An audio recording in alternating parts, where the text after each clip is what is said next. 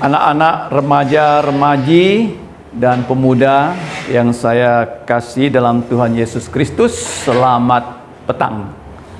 Mari kita membuka Injil Tuhan Yesus. Kita akan membaca bersama-sama dari perikop 102, juga dari halaman 102. Pengajaran tentang kerendahan jantung yang diambil dari Markus 9:33, Matius 18 ayat 1, Lukas 9 ayat 46. Kita akan membaca bersama-sama firman Tuhan ini secara serentak. 3, 2, 1. Maka timbullah pertengkaran di antara murid-murid Yesus tentang siapakah yang terbesar di antara mereka. Ketika Yesus sudah di rumah, tetapi Yesus mengetahui pikiran mereka, Ia bertanya kepada murid-muridnya, "Apa yang kamu perbincangkan tadi di tengah jalan?" Tetapi mereka diam, sebab di tengah jalan tadi mereka mempertengkarkan siapa yang terbesar di antara mereka. Lalu Yesus duduk dan memanggil ke-12 murid itu. Katanya kepada mereka, "Jika seorang ingin menjadi yang terdahulu, hendaklah ia menjadi yang terakhir dari semuanya dan pelayan dari semuanya." Pada waktu itu datanglah murid-murid itu kepada Yesus dan bertanya, "Siapakah yang terbesar dalam kerajaan sorga?" Maka Yesus memanggil dan mengambil seorang anak kecil dan menempatkannya di tengah-tengah mereka, di sampingnya. Kemudian Ia memeluk anak itu dan berkata kepada mereka, "Aku berkata kepadamu, sesungguhnya jika kamu tidak bertobat dan menjadi seperti anak kecil ini, kamu tidak akan masuk ke dalam kerajaan sorga. Barang siapa menyambut seorang anak seperti ini dalam namaku, ia menyambut aku. Dan barang siapa menyambut aku, bukan aku yang disambutnya, tetapi dia yang mengutus aku. Karena yang terkecil di antara kamu sekalian, dialah yang terbesar." Kata Yohanes kepada Yesus, "Guru, kami lihat seorang yang bukan pengikut kita mengusir setan demi namamu. Lalu kami cegah orang itu karena ia bukan pengikut kita." Tetapi kata Yesus, "Jangan kamu cegah dia, sebab tidak seorang pun yang telah mengadakan mujizat demi namaku dapat seketika itu juga mengumpat aku. Barang siapa tidak melawan kita, ia ada di pihak kita. Aku berkata kepadamu, sesungguhnya barang siapa yang memberi kamu minum secangkir air oleh karena kamu adalah pengikut Kristus, ia tidak akan kehilangan upahnya."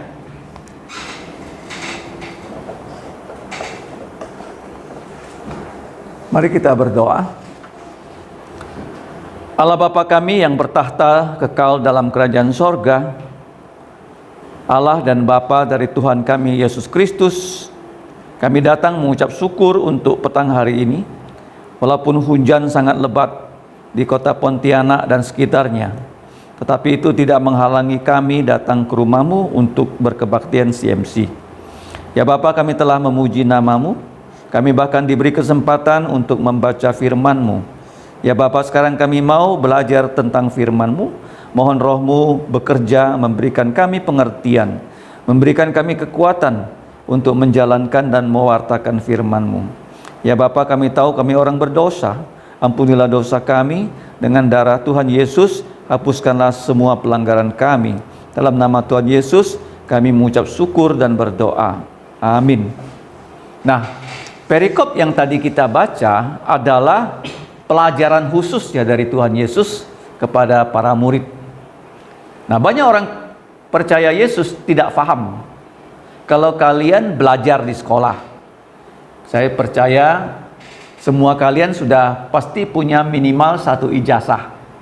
Karena sudah tamat SD, pasti punya ijazah SD. Nah, bahkan ada yang sudah kuliah, sudah punya 3 lembar ijazah, SD, SMP, dan SMA. Nah, kalau kita mengikut Yesus, apa sih tanda tamat kita? Apa yang menjadi ciri khas orang yang mengikut Yesus? Dalam bahasa Inggrisnya itu adalah humility. Coba disebut 1, 2, 3. humility, yaitu pengajaran tentang kerendahan jantung. Nah, Tuhan Yesus sendiri adalah orang yang lemah lembut dan rendah jantung. Nah, kenapa pelajaran ini penting? Karena sejak manusia jatuh dalam dosa, semua manusia itu pasti tinggi lubuk jantungnya, alias sombong, alias angkuh. Nah, kenapa begitu? Kalian tahu tidak? Dosa apa yang pertama yang terjadi di alam semesta? Apa nama dosanya? Bukan dosa pembunuhan, bukan dosa perampokan. Apa dosa yang pertama terjadi? Dosa apa? Kesombongan. Di mana terjadi dosa itu, Elnatan? Di surga. Siapa yang sombong pada saat itu? Sebelum dia bernama iblis, dia bernama Lucifer. Apa artinya Lucifer? Pemangku terang. Karena dia begitu terang, begitu indah, dan dia menjadi kepala dari sepertiga malaikat. Karena malaikat dibagi menjadi 3 kelompok. Kepalanya Lucifer, kepala yang lain adalah Mikael, kepala yang lain adalah Gabriel. Jadi Lucifer dia menjadi sombong. Kalau kamu baca dalam Yesaya 14, tolong dicatat, Yesaya 14. Di situ ada kata-kata dari Lucifer, aku mau ya menyamai Tuhan, aku mau disembah. Dia tidak mau lagi menyembah Tuhan. Apa yang terjadi dalam Yesaya 14? Bukan dia disembah, tetapi dia dibuang oleh Tuhan dari sorga. Yesaya pasal 14. I want.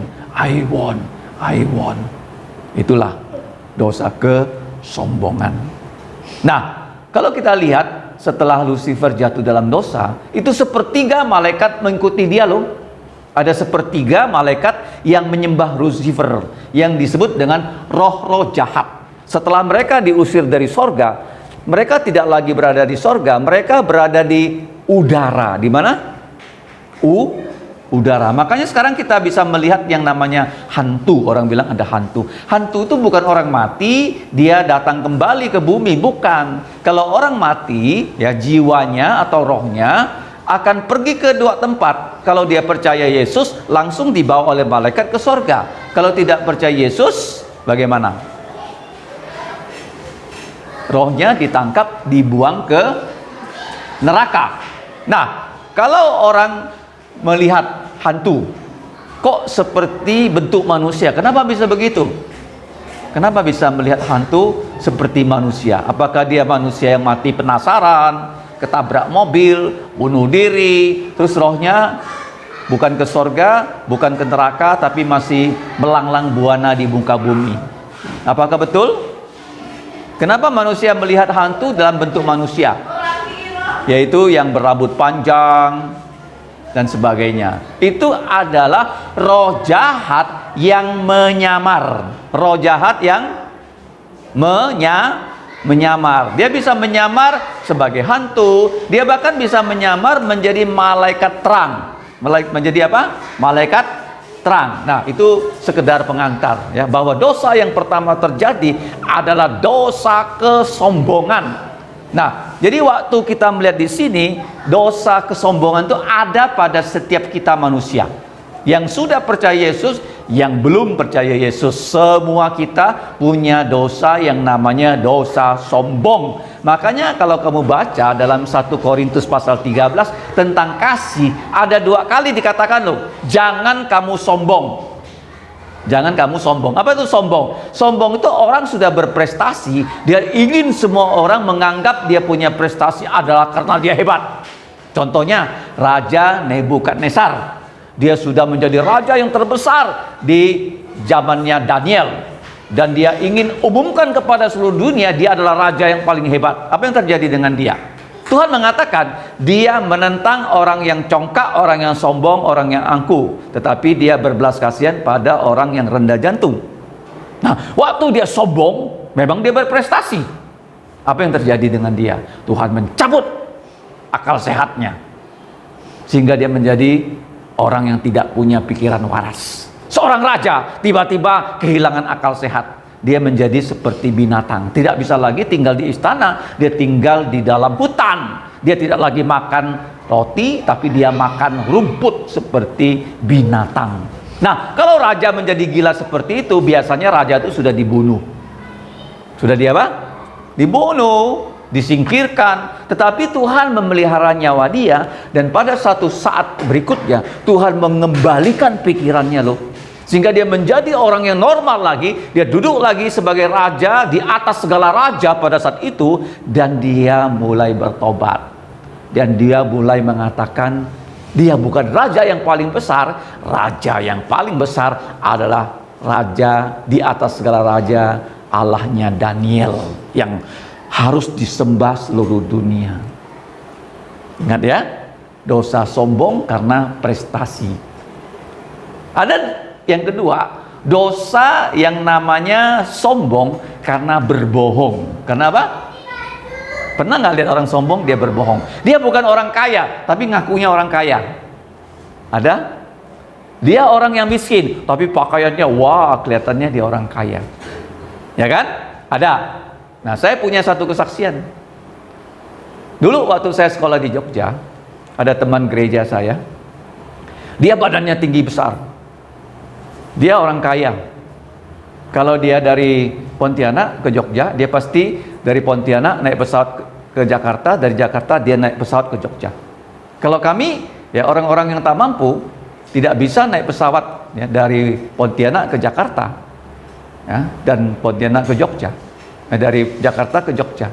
Pasti dari Jakarta ke Jogja, kalau ada uang dari Pontianak ke Jakarta Pontianak, Pontianak Jakarta, pasti dari Jakarta ke Jogja kami naik kereta api atau bis, kan lebih murah ya. Kalau nggak ada uang, kami dari Pontianak ke Jakarta naik kapal laut supaya murah kan. Kalau dia kan orang kaya. Nah, orang kaya waktu itu bapaknya menjadi raja ayam loh di Kalimantan Barat. Dia bisa naik pesawat dari Pontianak ke Jakarta, dari Jakarta terbang lagi ke Jogja.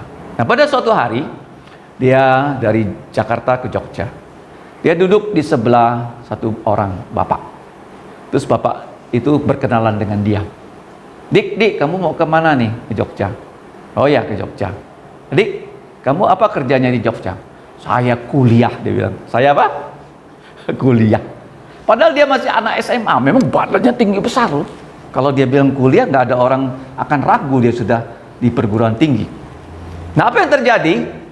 Kemudian bapak itu bertanya pada dia, Dik, kamu tinggal di mana? Oh, saya tinggal di daerah ini. Oh, kok sama ya tujuan kita ya? Saya mau ke situ juga loh. Dia satu kos. Saya mau ketemu dengan adik ipar saya. Istri saya punya adik. Kaget dia setengah mati. Jadi adik ipar dia itu adalah kamar kosnya dia. Jadi pastilah ketahuan dia berbohong kan?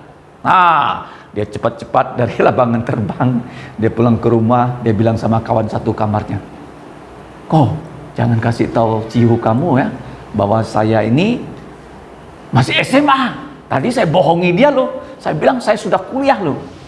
Nah, tetapi kawan dia mau nggak berbohong. Karena kawannya orang Kristen, dia nggak mau berbohong. Nanti kalau aku datang, langsung kau kasih tahu kakak iparku, kau dibohongi oleh anak ini. Dia masih anak SMA. Langsung apa yang terjadi dengan dia? Dia malu, dia ambil motor, dia keluar dari rumah itu, sampai orang ini pulang dari Jogja, dia nggak berani pulang kos. Ada dua macam kesombongan. Satu apa? Punya prestasi, menganggap prestasinya adalah dirinya hebat. Jangan lupa ya, kalau kamu punya prestasi, semuanya asalnya dari siapa? Dari Tuhan. Yang kedua apa? Mau menyumbangkan diri apa yang dia tidak miliki. Nah, waktu tadi kita membaca, murid-murid Yesus juga begitu. Ada 12 murid. Mereka bukan orang yang tidak percaya Yesus, sudah percaya Yesus. Tapi mereka bertengkar. Bahkan di sini dikatakan ya, mereka bertengkar loh, satu dengan yang lain loh. Nah, pertengkaran itu terjadi. Mereka ingin tahu siapa di antara mereka yang paling besar. Mereka berharap waktu Yesus nanti menjadi raja, mereka akan menjadi menteri-menteri yang terkenal kan?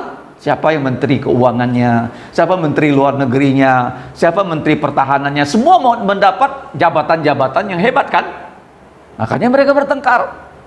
Nah, jadi waktu mereka bertengkar di jalan, waktu mereka sedang menuju Yerusalem, kamu tahu nggak? Yesus menuju Yerusalem, Yesus itu sudah akan disalib loh. Yesus sudah akan mati loh, akan meninggalkan mereka. Kamu bayangkanlah, murid-murid ini belum kompak, masih bertengkar.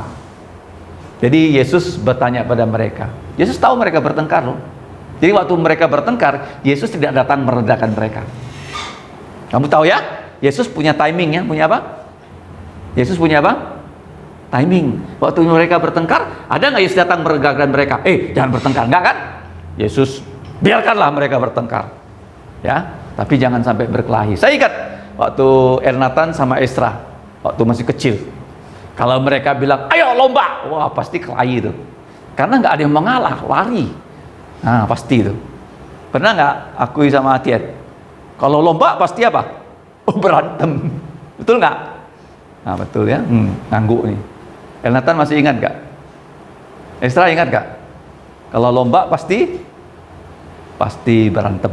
Nah, jadi para murid sedang bertengkar, mereka ditanya Yesus. Coba kamu lihat ya, ketika Yesus sudah di rumah, Yesus mengerti pikiran mereka. Yesus bertanya kepada murid-muridnya, apa yang kamu perbincangkan tadi tengah jalan? Ayat 34, coba apa sebutan mereka?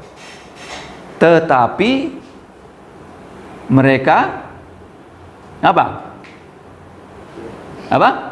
Kenapa diam? Ayo. Kenapa diam? Kenapa Tuhan Yesus tanya, apa yang terjadi di antara kalian? Halaman 102. Kok mereka diam? Kenapa diam? Karena nggak ada yang mau mengaku salah. Paham kan? Mereka tahu mereka bersalah, tapi nggak ada yang mau ngaku. Siapa yang mulai ya mengatakan aku nomor satu, aku nomor satu? Gak ada yang mau bilang. Yesus tahu loh siapa yang memulai. Nah, jadi waktu mereka diam, nah apa yang Yesus lakukan? Yesus memanggil mereka semua. Jadi semua dipanggil ya. Petrus, masih ingat gak 12 nama murid Yesus? Petrus, Andreas, Yakobus, Yohanes, terus Matius, Thomas, Filemon, Bartolomeus, ya, Yudas, Tadius, ya, ada Yudas Iskariot, ada Simon orang Zelot, ada 12 orang, semuanya dipanggil oleh Tuhan Yesus. Kenapa Tuhan Yesus memanggil mereka? Kenapa? Untuk memberikan mereka pelajaran yang namanya kerendahan lubuk jantung. Kamu mengerti nggak? Semua manusia yang sudah jatuh dalam dosa, dalam diri kita ada gen yang namanya gen dosa sombong. Makanya iblis kalau dia menggoda kita jatuh dalam dosa, dia dengan 3 cara. 3 apa? 3 cara. Cara pertama apa? Nafsu apa? Nafsu daging. Nafsu apa? Nafsu daging. Nafsu apa? Daging. Ingat ya, kita punya nafsu daging. Karena Hawa disuruh makan buah pengetahuan baik dan jahat, dia melihat, buahnya ini rasanya enak. Rasanya apa? Enak. Ya kan? Betul nggak? Nafsu yang kedua, nafsu apa? Nafsu mata. Nafsu apa? Mata. Kenapa mata? Karena Hawa memandang, bukan hanya rasanya enak, buah itu sedap kelihatannya. Kelihatannya apa? Segar buah itu kelihatannya. Kelihatannya besar gitu loh. Sehingga rasanya enak dan kelihatannya juga mantap. Yang ketiga, apa yang membuat Hawa jatuh dalam dosa? Bukan hanya nafsu daging, bukan hanya nafsu mata. Yang ketiga adalah apa? Sombong atau keangkuhan hidup. Karena ular berkata pada Hawa, kalau kamu makan buah pengetahuan baik dan jahat, kamu akan seperti Allah. Kamu apa? Akan seperti Allah. Sombong. Ya kan? Jadi 3 macam godaan dari iblis. Dari dulu sampai sekarang gak pernah berubah. Nafsu daging, nafsu mata, dan sombong. Makanya sekarang banyak iklan kan? Iklan tuh menggunakan apa? Media apa? Mata kan? Betul nggak? Orang pasang iklan, bayar kan di jalan-jalan tuh. Untuk menarik apa? Mata orang. Ya, sehingga orang melihat iklan tuh, orang tertarik dengan produk yang ditawarkan. Ya kan? Jadi waktu murid-murid Yesus mereka bertengkar, Tuhan Yesus tahu setiap manusia yang sudah jatuh dalam dosa, baik dia orang yang belum percaya, yang sudah percaya, dalam diri kita masih ada tabiat dosa yang harus kita tangani. Nah, mereka sudah mengikuti Yesus sudah 3 tahun lebih loh, tapi mereka masih belum berubah. Semuanya masih sombong. Bahkan sampai Yesus mau disalib pun mereka di ruang atas loh. Malamnya Yesus ya mau ditangkap, mereka masih sombong loh. Sombongnya bagaimana? Tidak ada murid yang mau mencuci kaki murid yang lain. Yohanes 13, masih ingat? Sehingga Yesus melepas jubah, Yesus yang mencuci kaki semua muridnya. Karena semua mereka sombong. Bahkan Yesus mengatakan, di antara kalian ada yang mau mengkhianati aku. Mereka bertanya, siapa ya guru? Terus Petrus bilang sama Tuhan Yesus, Petrus kan paling sombong kan, kalau semua mereka meninggalkan engkau Tuhan Yesus, aku Petrus, tahu kan aku Petrus? Kira-kira begini, aku Vindrio, tahu kan? Nah, kira-kira gitu. Aku Andreas, tahu kan? Nah, aku akui, tahu kan? Dia bilang gini loh, semuanya meninggalkan engkau Yesus, aku Petrus loh, tidak akan meninggalkan engkau. Bahkan aku berani masuk penjara demi engkau Tuhan Yesus. Bahkan aku berani mati demi engkau. Yesus bilang sama dia apa? Orang sombong pasti apa? Pasti apa? Jatuh.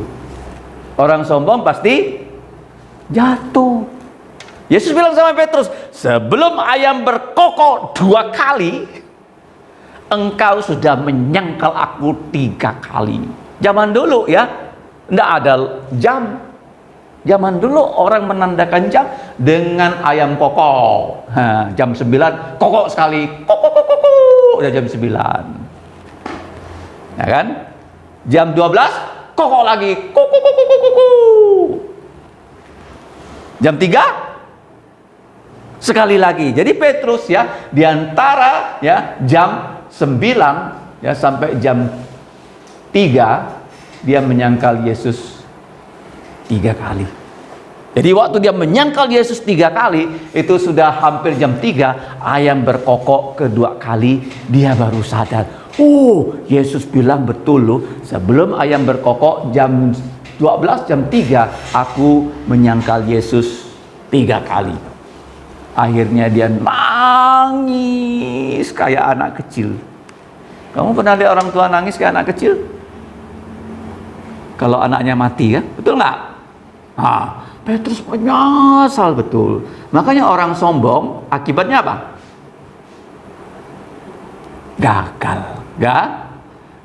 Nah, mereka ini para murid Yesus ini punya tugas penting loh. Gak boleh sombong. Kalau mereka punya jiwa kesombongan, mereka nggak bisa bekerja sama, mereka nggak bisa bersatu, mereka nggak bisa berhasil melanjutkan pelayanan Yesus.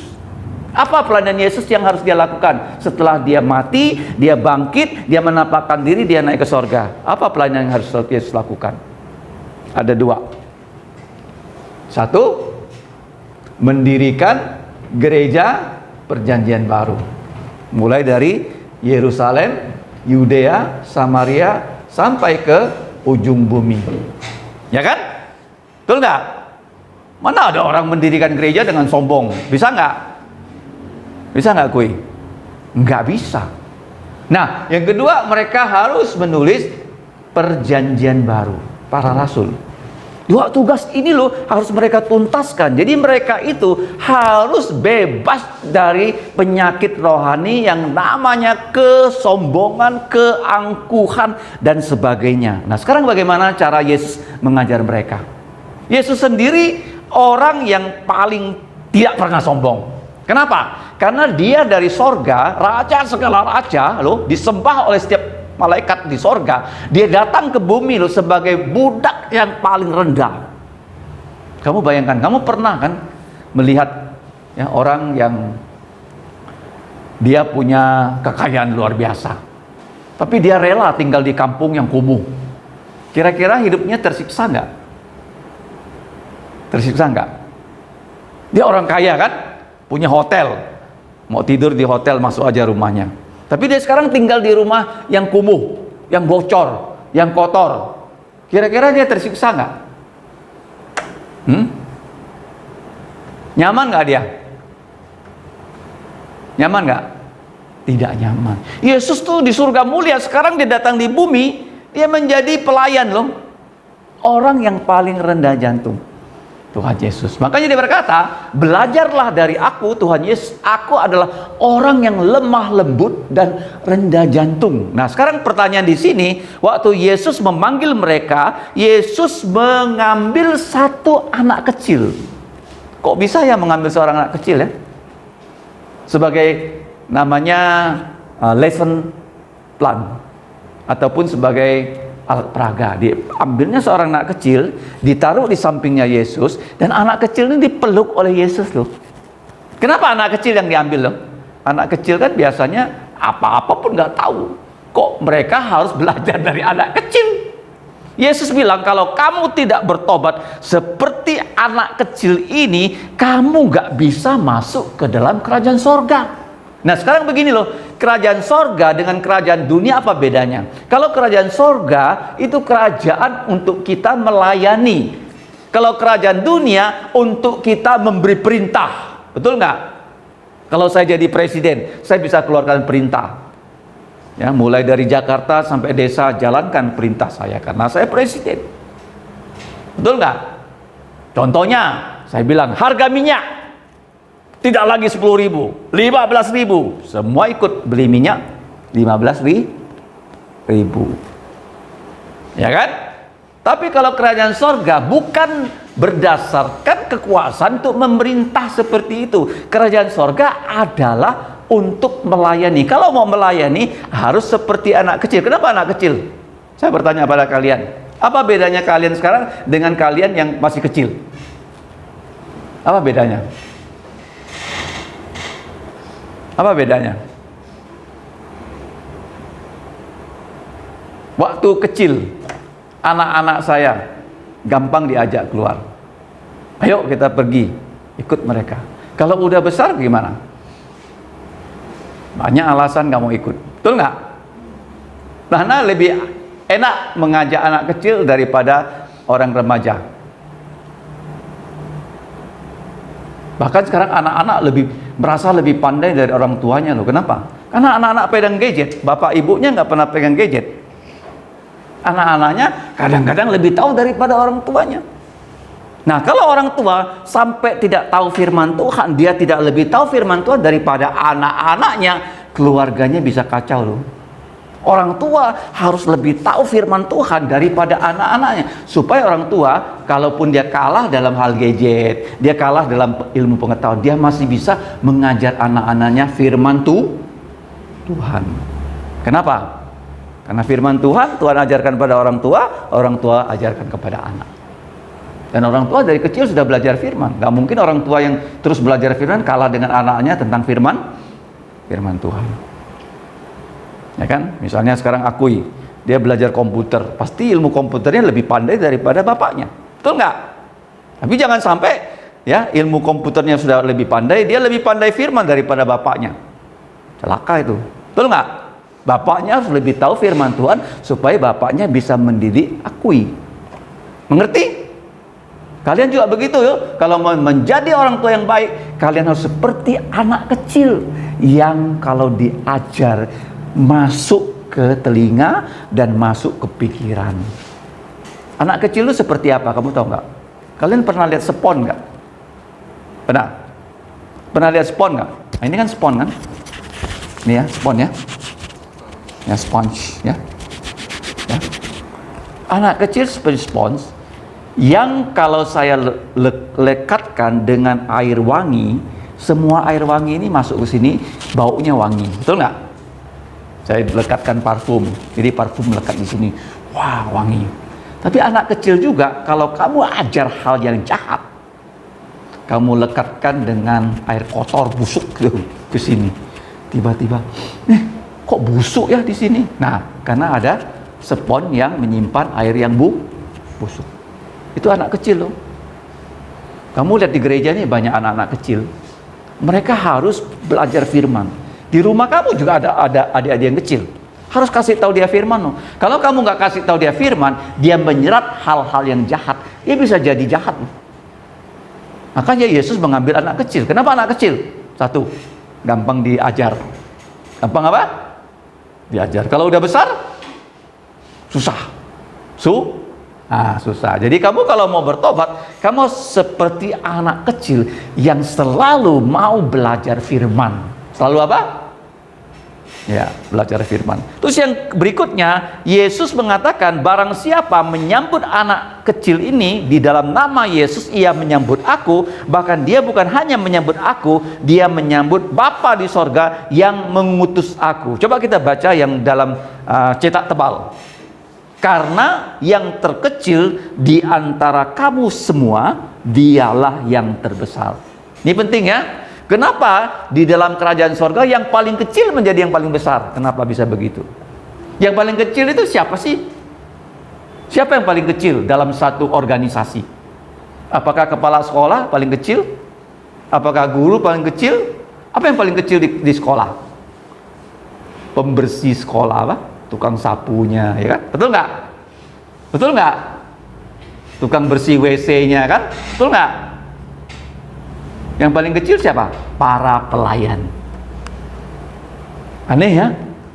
Padahal kalau di dunia yang paling besar presiden. Padahal ada tukang sapu di istana yang paling besar. Enggak. Yesus mengatakan siapa yang mau besar, dia harus menjadi paling kecil. Artinya begini loh, kalau kamu mau terbesar dalam kerajaan sorga, kamu orang yang paling banyak kerja.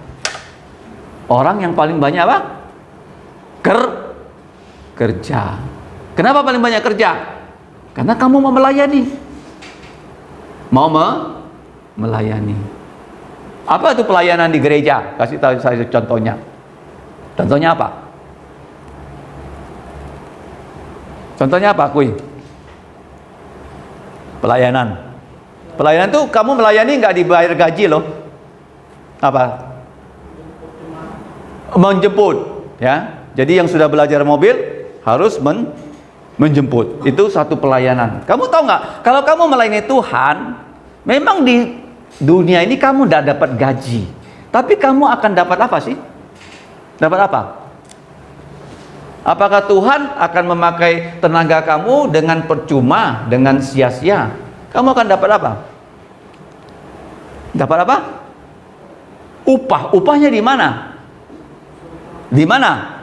Di surga. Nggak mungkin ya Tuhan memanggil kita bekerja untuk Dia terus kita dibayar ya dengan apa? Ya, terima kasih doang. Nggak mungkin. Dia pasti menyediakan upah yang sangat besar untuk kita yang rela melayani Dia. Nggak mungkin ya kita dapat upah lebih kecil daripada gaji seorang presiden. Nggak mungkin. Kalau kamu melayani, ya, menyiapkan kelas, datang ke CMC, ajak kawan, sebagai liturgos, pelayanan teknis, musik, dan sebagainya. Kenapa begitu? Coba kamu baca terakhir. Aku berkata kepadamu, sama-sama, ayat 41. Sesungguhnya barang siapa memberi kamu minum satu gelas air oleh karena kamu adalah pengikut Kristus, ia tidak akan kehilangan upahnya. Kamu tahu waktu Yesus datang ke bumi kembali, Dia akan menjemput kita ke angkasa. Di situ Dia bagi-bagikan hadiahnya pada kita loh. Dia bagi apa? Hadiah. Kalau dapat hadiah dari Yesus senang nggak? Bagaimana caranya kamu bisa dapat hadiah? Kalau kamu melayani di muka bumi ini. Jadi Tuhan Yesus mengatakan barang siapa yang terkecil di antara kamu yang suka melayani, dialah yang terbesar. Nah, Yohanes di sini punya kesombongan yang lain. Dia sok kuasa, apa? Sok kuasa. Apa sok kuasanya? Dia bilang sama Yesus, Tuhan Yesus, Kami melihat ada orang bukan pengikut kita loh, dia mengusir setan demi nama Yesus. Nah sekarang bisa nggak? Kalau ada orang kerasukan, saya bilang sama dia, demi nama Yesus, keluar setan. Bisa nggak? Masih bisa nggak? Nah, kalau saya bilang orang yang kerasukan, demi nama Yesus, keluar setan. Kalau setannya nggak keluar, siapa yang malu? Nama Yesus jadi malu. Bagaimana caranya kita mengusir setan? Bagaimana caranya? Kita memberitakan Injil. Apa? Masih ingat apa itu Injil? Injil adalah kekuatan Allah yang menyelamatkan orang berdosa dari apapun ya kesulitan mereka. Orang berdosa kerasukan, kalau dia terima Injil, dia tidak lagi kerasukan. Apa itu Injil? Ada 4 hal. Masih ingat? 1, Kristus sudah mati karena dosa-dosa kita sesuai kitab suci. Coba kita sebut lagi ya. 1, 2, 3. Kristus sudah mati untuk dosa-dosa kita sesuai kitab suci. Kita bilang, kau orang berdosa, Kristus Yesus sudah mati untuk dosa kamu sesuai dengan kitab suci.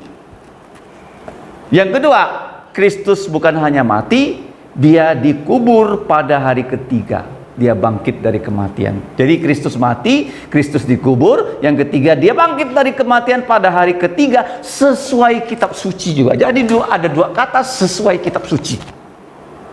Yang keempat, dia menampakkan diri. Begitu kamu beritakan Injil, bagaimana? Kalau orang yang kerasukan setan itu, kamu tahu nggak? Orang kerasukan setan, dia tidak akan kerasukan setan 24 jam. Kadang-kadang dia sadar, kamu datang pada dia, kamu beritakan Injil pada dia, dia mau terima Yesus. Kenapa dia bisa terima Yesus? Karena Roh Kudus yang bekerja loh. Kenapa kamu bisa percaya Yesus? Saya kasih tahu kamu. Kenapa? Karena ada kuasa Roh Kudus. Di Roh Kudus ya membuat dia percaya Yesus. Begitu Roh Kudus membuat dia bisa terima Yesus, Roh Kudus sudah ada dalam lubuk jantungnya. Kira-kira setan bisa masuk lagi nggak? Bisa masuk nggak, Ribka? Kalau dia sudah terima Yesus, setan berani masuk lagi nggak dalam lubuk jantungnya? Ezra berani? Tidak berani. Dan apa yang terjadi? Secara otomatis setannya pergi. Jadi kita jangan lihat, oh orang kerasukan, kita bilang dalam nama Yesus kuusir setan. Kalau setannya keluar bagus, tapi kalau dia nggak keluar gimana? Yang malu siapa? Nama Yesus. Dalam nama Yesus keluar engkau setan. 10 kali nggak keluar dia. Jadi yang apa? Yang hancur nama siapa? Nama siapa Andreas yang hancur? Nama Yesus. Bagaimana cara mengusir setan? Bagaimana caranya? Di Kalimantan Barat banyak orang kerasukan setan karena mereka tatung. Bagaimana cara setan meninggalkan dia? Caranya apa? Beritakan Injil Tuhan Yesus. Begitu dia terima Tuhan Yesus, darah Yesus membasuh dosa dia, Roh Kudus membersihkan dia, dia menjadi orang suci, Roh Kudus tinggal dalam diri dia, setan tidak bisa merasuki orang itu lagi. Jadi saya katakan pada kamu, kalau kamu sudah percaya Yesus, kamu tidak bisa disantet, kamu tidak bisa kerasukan setan. Tapi kamu bisa digoda oleh setan dengan nafsu mata, nafsu daging, nafsu mata, dan sombong. Bisa digoda. Seperti Petrus kan, dia digoda. Nah sekarang kita lihat, Yohanes punya satu kesombongan, sok kuasa, sok kuasa.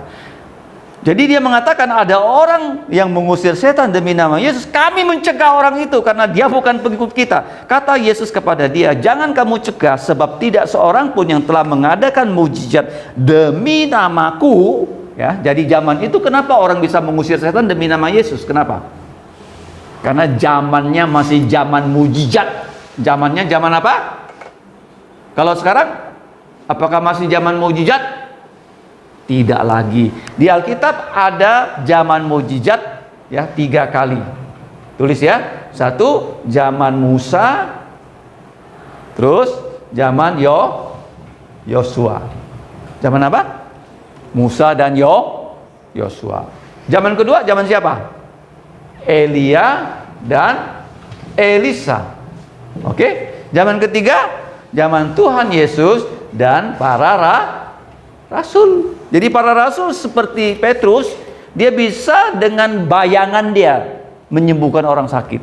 Jadi kalau ada orang sakit kan, sakit apapun, Petrus lewat, kena bayangan Petrus, sembuh. Kalau Paulus bagaimana? Sapu tangan yang dipakai Paulus dipakai oleh orang sakit sembuh. Petrus pernah dipakai oleh Tuhan membangkitkan orang mati yang bernama Dorcas. Kalau Paulus beda lagi, waktu tengah malam dia berkhotbah sampai pagi, ada anak muda di lantai 3 namanya Eutikus, dia ngantuk, ya. Dia jatuh dari lantai 3, mati di bawah. Saat kebaktian loh. Apa yang terjadi? Paulus dipakai Tuhan membangkitkan Eutikus. Kalau zaman sekarang masih ada nggak hamba Tuhan yang punya karunia melakukan mujizat, menyembuhkan orang? Nggak ada lagi. Kita masih bisa berdoa supaya orang sakit kanker sembuh, bisa. Kita doakan orang sakit kanker, kalau Tuhan menjawab doa kita, dia bisa sembuh loh. Tapi bukan berarti orang yang berdoa itu punya karunia melakukan mujizat. Nggak ada lagi. Sejak para rasul ini ya sudah mati, nggak ada lagi. Yang ada apa?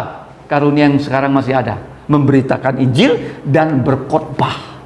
Memberitakan Injil dan berkhotbah.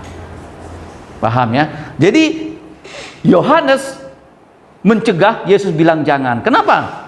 Yesus bilang, kamu jangan cegah dia, sebab tidak ada seorang pun yang telah mengadakan mujizat demi namaku. Zaman itu bisa ya mujizat seperti itu terjadi demi nama Yesus. Aku usir setan, setan itu bisa pergi. Zamannya mujizat. Kalau sekarang tidak lagi, ya.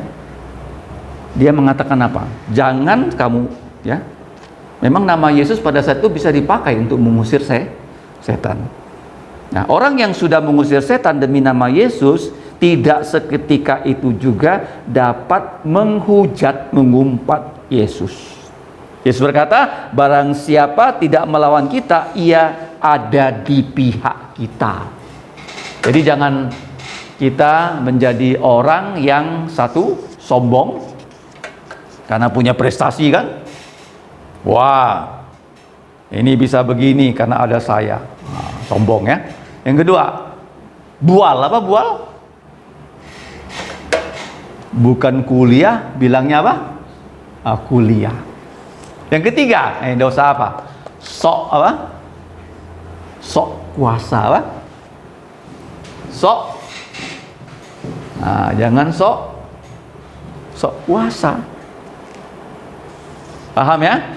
Jadi kalau kita mau belajar dari Yesus, kita harus jadi orang yang lemah lembut dan rendah jantung. Apa itu lemah lembut?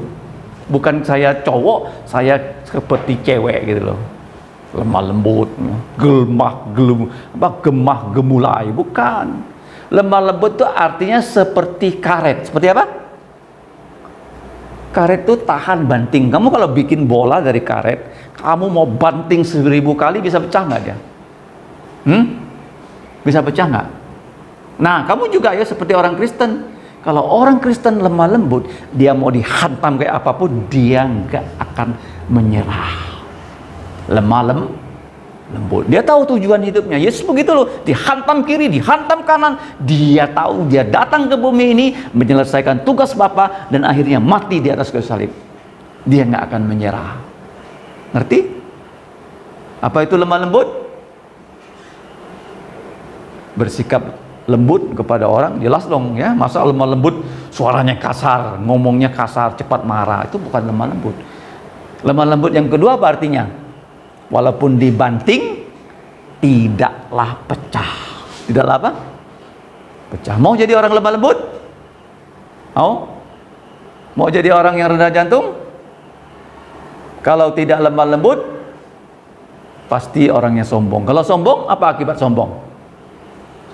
Gagal. Seperti siapa gagal? Raja Nebukadnezar gagal. Siapa lagi? Kalau kamu baca kisah Rasul, ada seorang raja Herodes, dia sombong, akhirnya ditampar oleh malaikat. dia mati dimakan cacing. Jangan sombong, jangan bual, jangan sok apa? Sok kuasa. Jadi kita sudah belajar hari ini pengajaran tentang kerendahan jantung. Kamu tahu kerendahan jantung itu adalah hadiah Allah. Hadiah siapa? Hadiah dari Allah. Paham ya? Kalau kamu punya, saya punya, itu asalnya dari siapa? Tuhan Yesus. Kenapa? Kita dilahirkan sebagai manusia yang tidak perlu belajar, pasti jadi orang yang sombong. Kenapa? Karena dari kecil kakak adik bisa bilang, ayo lomba. Begitu lomba udah berantem, ya kan? Betul nggak? Jadi kita harus belajar seperti Yesus. Akhirnya murid-murid berhasil nggak belajar? Berhasil nggak? Kamu lihat ketika Yesus ya sudah disalib, mereka melihat Yesus yang bangkit dan mereka menantikan Roh Kudus. Ketika Roh Kudus turun ke atas diri mereka, mereka sekarang menjadi orang yang betul-betul lemah lembut dan rendah jantung. Petrus yang mengabarkan Injil ditangkap masuk penjara, dia tidak takut dengan penguasa. Penguasa itu bilang sama Petrus, Petrus, kau berhenti ya mengatakan nama Yesus ya. Kalau enggak, aku tangkap kau lagi masuk penjara. Dia bilang, aku harus lebih ikut suara Tuhan daripada manusia. Aku mau taat perintah Tuhan, bukan perintah manusia. Dia berani loh masuk penjara demi nama Yesus. Sebelumnya apa? Dia sombong dan dia jatuh. Sekarang dia lemah lembut, walaupun diancam, dia tidak takut. Karena dia sudah betul-betul lemah lembut dan rendah jantung untuk mengabarkan Injil. Ingat ya, bagaimana cara kita yang membawa orang supaya tidak kerasukan setan lagi? Kita harus beritahu orang itu tentang Injil Tuhan Yesus. Mari kita berdoa. Kita berdiri dan kita berdoa.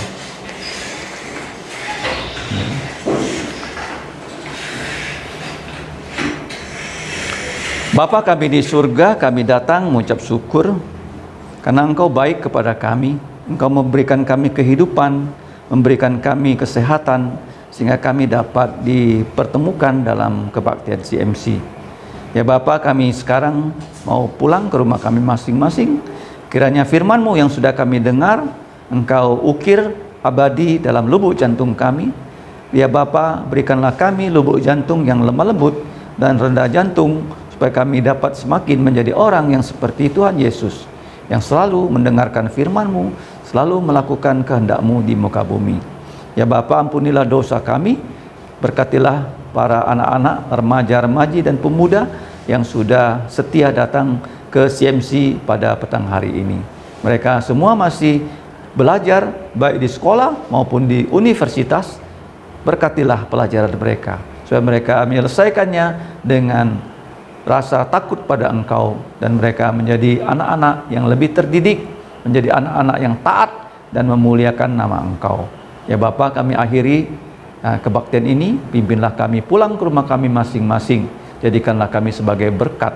Dalam nama Tuhan Yesus, kami mau mengucapkan doa Bapa kami yang berbunyi, Bapa kami yang di surga, dikuduskanlah nama-Mu, datanglah kerajaan-Mu, dilaksanakanlah kehendak-Mu di bumi seperti di surga.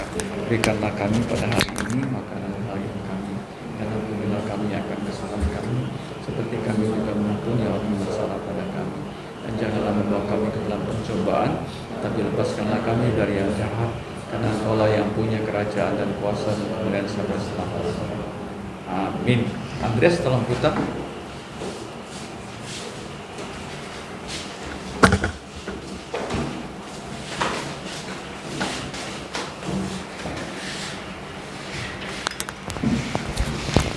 Thank you, Andreas.